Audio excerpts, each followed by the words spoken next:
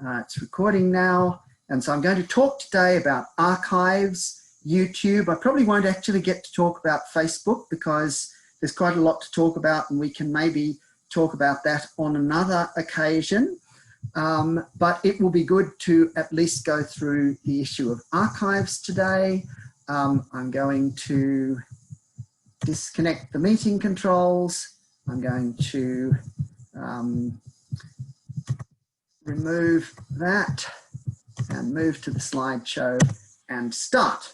Okay, so preserving recordings of language. I could have said records of language because we could include in this all the things that have been written, as well as things that are photographs, as well as videos, as well as sound recordings, all the different possible records of language that can exist.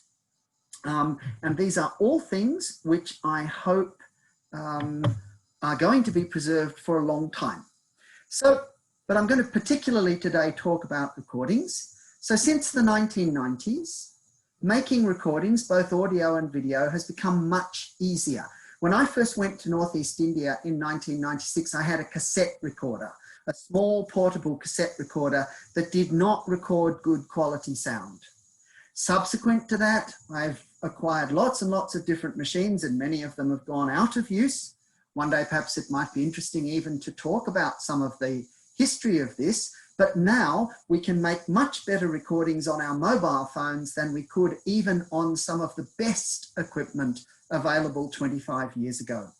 And there's large numbers of recordings of traditional stories, songs, dances, information about culture, weddings, funerals. This is the kind of thing I've been recording, and I'm certainly not the only one doing it. So there's just a lot of things out there happening. Okay, so what we're going to talk about today is what to do to look after these materials, because this is important. We don't want to lose them. So where are all these recordings?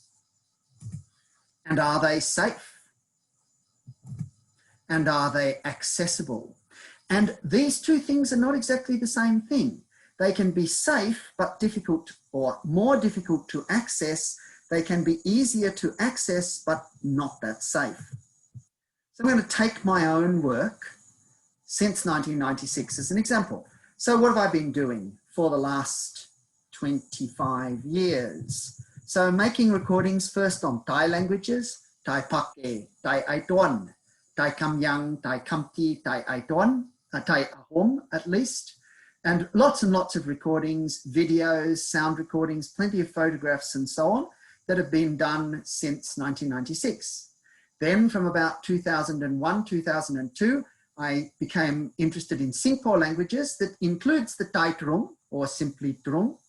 So Trung people have Thai and Singapore mixed ancestors, but the language is largely Singapore, but it is mixed with Thai. And there are other varieties of Singapore spoken in Upper Assam.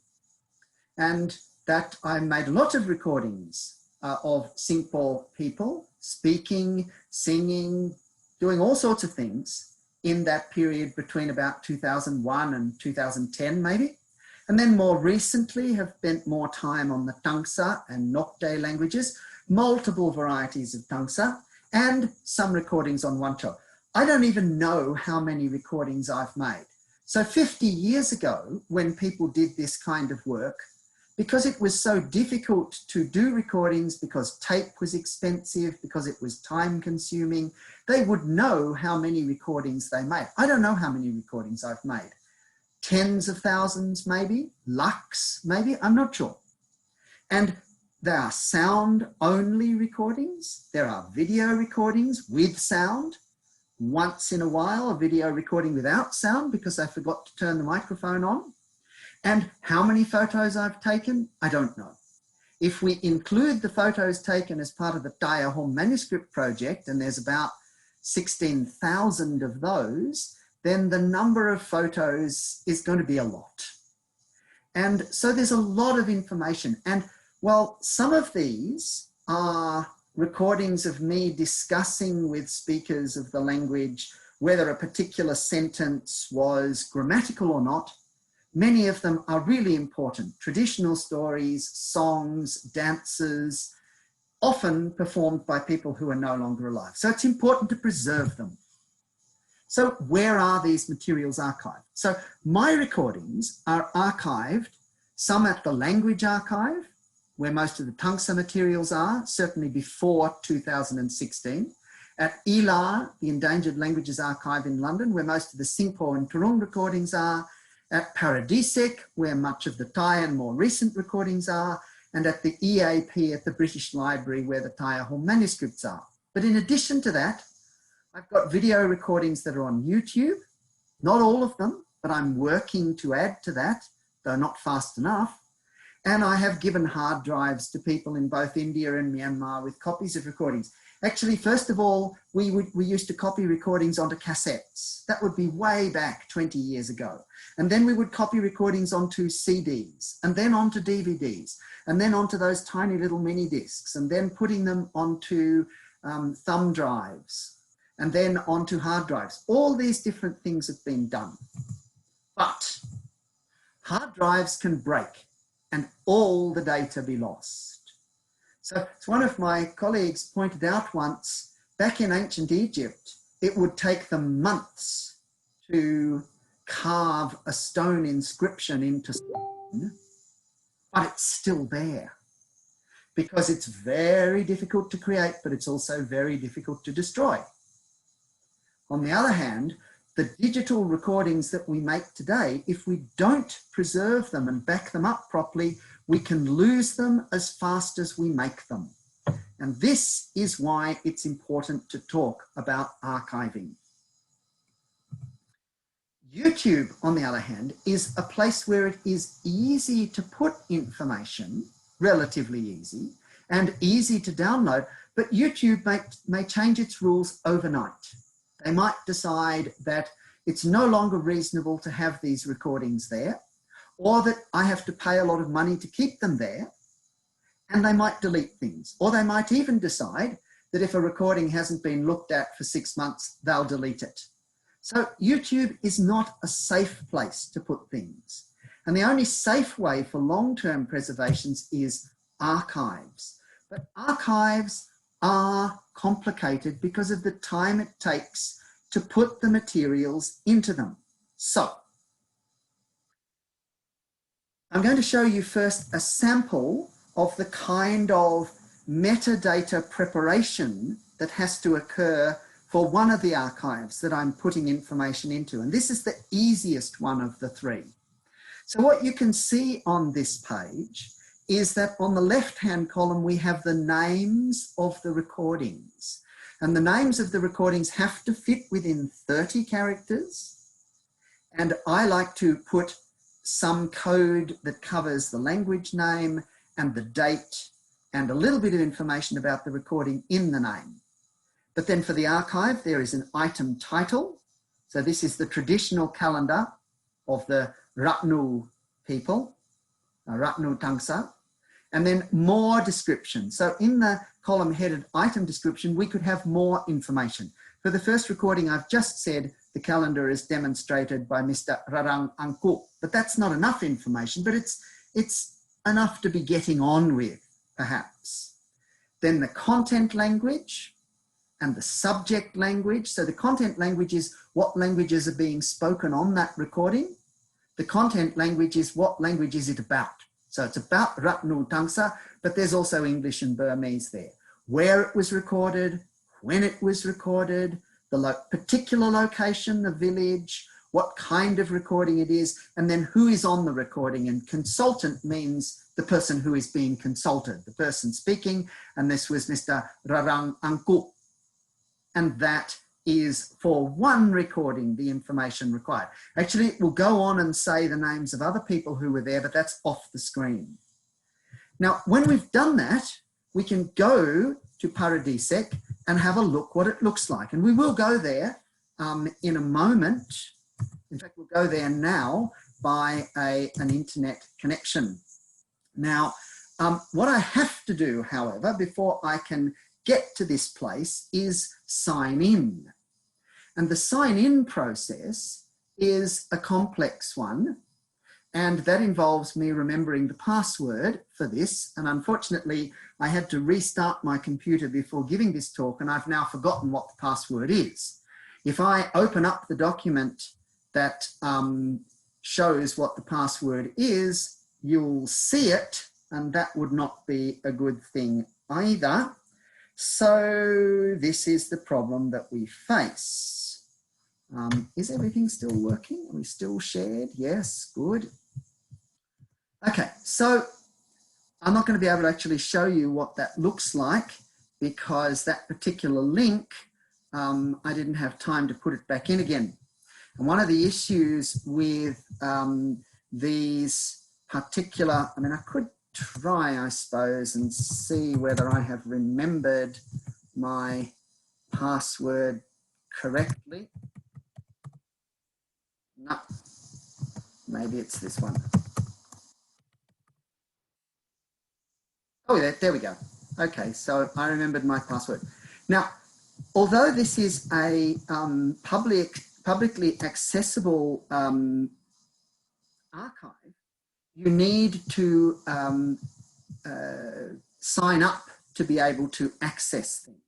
So we can view, there should be a map showing up there, and I'm not sure why it doesn't, but we can view the information about the Ratnu, and we can see the recording that says traditional calendar down the bottom here. I can view that, and I can possibly even play it. But it's not completely straightforward, right? It's not easy like looking at something on YouTube. I'm going to go back to the presentation now. But the point about this is that it's safe there. Another archive that I've been involved in is the ILAR archive, which is the Endangered Languages Archive in London. So again, it says it allows registered users to view. So that means you can register. Now, anyone can register for this, but that registration process takes time, and a lot of users who just want to see the videos don't necessarily want to go through it. This is a map of all the recordings that ILAR has got archived, and it's a wonderful collection of things, as you can see. And the language information that I have archived is somewhere up here in this very substantial collection of recordings from Northeast India and Western China and Northern Myanmar, and so just and Nepal. So many recordings there, but recordings from all over the world. It's a wonderful collection of materials. And this is the front page of the Singpo and Grung recordings, and that is the Mpangunggai from Intem village. Some of you may know her, a singer, and I could go to a link from there. Here are some of the data entries. There's not a lot of information, but if you know, for example, who Mohda is, who is a Drung teacher, very dear friend of mine, this is a historical song that he composed and sang, which is recorded here. But again, because I'm not actually logged in, I can't get to play it. So if I click on this click on this link, this would bring us to the website where this recording is in a moment, but we can't actually play it because we are not logged in. And again, because I've actually forgotten my login details for this, because I have copies of these recordings, and which is easier for me to find them on hard drives than it is to go through the archive. So, but it's preserved there. So if I am killed by a bus tomorrow, which is very unlikely at the moment because we're in lockdown here and I don't go out, but if that were to happen, those recordings are secure. And finally, there's the language archive. And this was done through the documentation of endangered languages, or DOBES project, which I was involved in. And here we have a photograph of some Hakun people. Some of you again may know. And there's a lot of recordings on there. It says 179 videos and 1,024 audio recordings and 2,501 images. But there's going to be a lot more before too long, but it is, again, a time-consuming process to get them in there. This is what the different sections of this look like. So we have here, within Tangsa, we have the Champang and the Champang. And I wanted to show you, within the Champang, what the migration song of Rompai looked like. And so here I'm clicking the link to this particular recording, but I can't actually get that to play. I tried this out earlier. Once again, I don't use the archives very frequently, but I know it's safe and secure there. So if we go back now to here, and the point is, well, before we can use these archives, we generally have to log in and agree to the codes of conduct. And this is a portion, a small portion, and I don't have the whole thing to show you, of the code of conduct that you agree to. It's in formal, legalistic language. This is to protect these records and so on. But if you want to read them, you are supposed to read this, and you certainly have to sign to say that you have accepted it. Okay, couldn't actually listen to the recording. So one of the ways I'm trying to get these materials back to community members is to make YouTube channels. And one of the YouTube channels I've made is called Tangshang Tangsa Naga Culture. And it looks like this. Okay, so on this, there are 283 subscribers to this. So when I put new videos up, people do tend to look at them. So when the late Mohen Chumbu died about a month ago, I put up one of his videos, but it is again a time-consuming process to put videos up. And the reason why it takes time is that I have to prepare some information about each video. So if we look at Mohen Chumbu's video, we probably can't do it there, but if I actually open it like this, I won't play it for the moment, but what you'll see down the bottom is that there is information about what's on this video. And this information I need to put together before I upload it. Okay, so I'll go back to the presentation. But because I have Mrs. Rompei's song, the one that I couldn't get through the archive earlier, I can play this on YouTube. What type of song? Anything.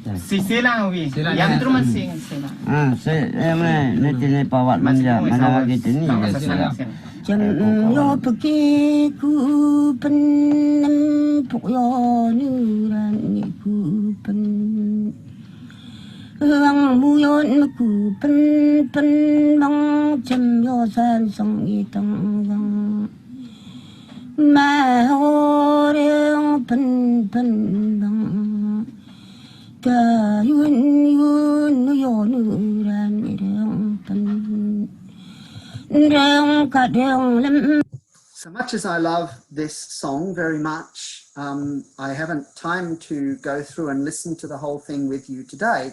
But what I'm trying to say here is that I really need to set up two different ways of presenting this material.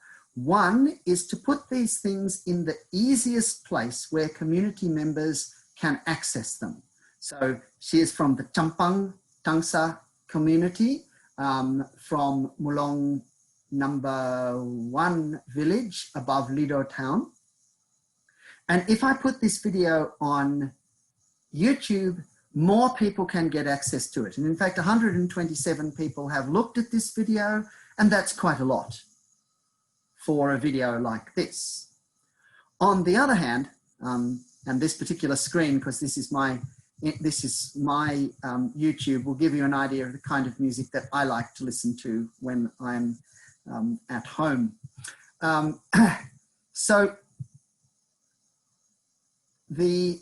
But this is not a secure long-term place for this recording to be. The archives are the secure long-term place, but they are not so easy to actually find things in and to access things from. This was really the point that I wanted to make today. So, but just to explain why it is that I have not just put all of the videos up onto YouTube. And one of the main reasons is that for every video that I have, I want to be able to make a good description of what's on that video before I load it up to YouTube. Not just put it up, because then nobody will know what is on it. So I've given this information that this is a traditional Champang or Tampang Tangsa song called Gugatsi, sung by Mrs. Rompe of Molong No. 1 village above Lido. It's a song about her original village and how she came to India, etc.